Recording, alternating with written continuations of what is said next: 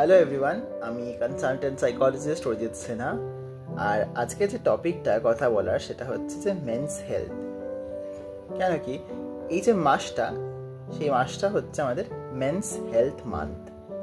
মানে men's health month আবার কি কথা, তাই না? বেসিক্যালি এটা হচ্ছে অ্যাওয়ারনেস মান্থ। তো মেন্স হেলথ এবং তাদের সমস্ত কিছু, শারীরিক সুস্থতা, মানসিক সুস্থতা, সবটাকে নিয়ে কথা বলার জন্য একটা মাস আর কি, টু স্প্রেড দ্য অ্যাওয়ারনেস।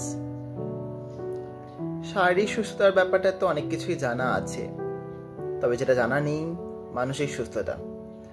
মানসিক সুস্থতা, যেটাকে আমরা বলি মেন্টাল হেলথ, এটা কিন্তু খুব ছোট ছোট অনেক কিছু জিনিসপত্র নিয়ে এফেক্টেড হচ্ছে।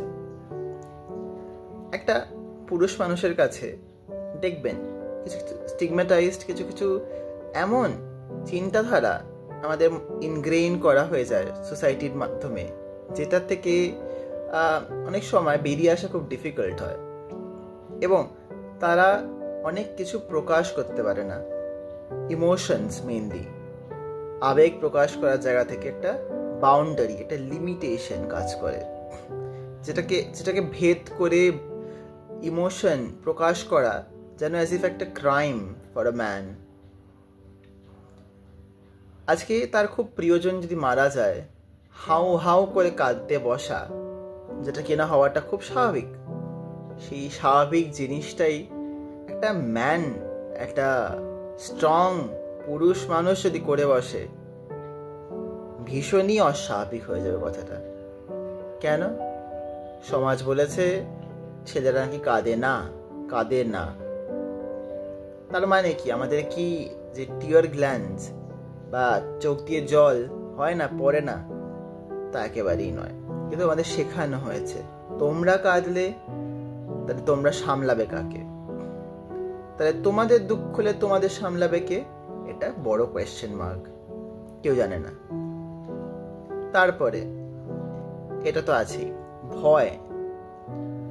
একটা পুরুষ মানুষের ক্ষেত্রে ভয় পাওয়াটা আসতেই পারে, কোনো কিছুকে ভয় পেতেই পারে। বাট বলা হয় যে men they don't feel fear.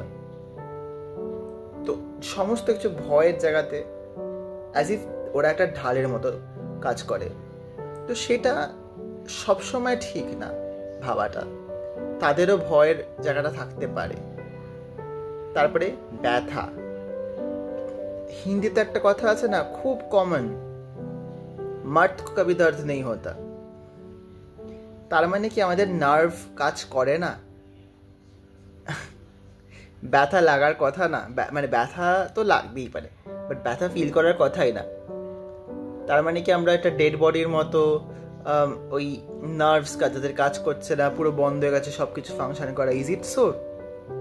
দর্দ নেই হোতা মানে কি ব্যথা হয় না? নাকি এটার মানে এরকম যে ব্যথাটাকে প্রকাশ করতে পারবে না তুমি? ব্যথা প্রকাশ করা মানে তুমি একটা উইক, দুর্বল মানুষ হয়ে গেলে। আর পুরুষ মানুষ দুর্বল হতে পারে না। এটা কেমন সমাজ? দুর্বলতা দেখানোর জায়গাটাও তো দিতে হবে। মানুষ তো রক্ত মাংস দিয়ে হওয়া একটা মানুষ, সে তো রোবট নয়, ইমোশনলেস নয়। তো ইমোশনগুলোকে বের করার জায়গা দিতে হবে, এবং সেটা যখন গিয়ে আমরা দিতে পারবো না, সেগুলো ভেতরে জমতে একটা অ্যাকিউমুলেশন হবে। সেটা can lead to a big stress. এবং স্ট্রেস থেকে শুধু যদি আমরা ভাবি যে মানসিক স্বাস্থ্যতে সীমিত থাকবে, তা নয়।